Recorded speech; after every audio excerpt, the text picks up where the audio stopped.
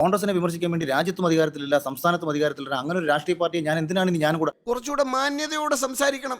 അടികൊണ്ട് എണീച്ചടക്കാൻ വയ്യാത്ത അവസ്ഥയിൽ കിടക്കുന്ന ഒരു രാഷ്ട്രീയ പാർട്ടിയെ ഞാൻ വിമർശിക്കേണ്ട കാര്യം വരുന്നില്ല. താനിനി എന്നാ നന്നാവുന്നേ?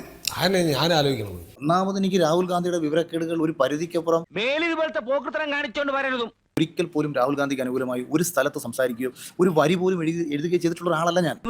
എനിക്കൊന്നും പറയുന്നില്ലേ? തന്റെ തന്തയ്ക്ക് പറഞ്ഞാലാ മതിയാ. ഞാൻ നിങ്ങൾ ഒരു ഭാഗത്ത് ഞാൻ കോൺഗ്രസ്സുകാരനാണെന്ന് പറയുമ്പോൾ ഞാൻ സവർക്കർക്ക് ജന്മദിനാശംസകൾ നേർന്ന ഒരാളാണ്. എന്റെ ശീലം നിനക്കറിയാലോ. സംഘി എന്നുള്ള വിളി ഒരുപാട് കേട്ട ഒരാളാണ്. അപ്പൊ എങ്ങനെയാണ് എന്നെ പിടിച്ച് എല്ലാവരും കൂടെ ചേർന്ന് കോൺഗ്രസ് ആക്കുന്നത്?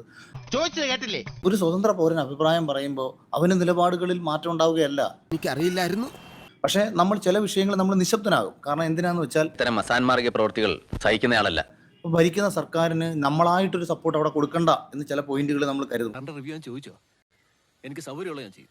കാരണം അവർക്ക് ഒരുപാട് തെറ്റുകൾ ഇപ്പുറത്ത് കിടപ്പുണ്ട്. വല്ലാത്ത തലവേദന, ഞാനൊന്ന് കിടക്കട്ടെ. ഈ ഒരു സപ്പോർട്ടായിരിക്കും പ്രചരിപ്പിക്കപ്പെടുന്നത്. എന്നെ തേച്ചതാണല്ലേ?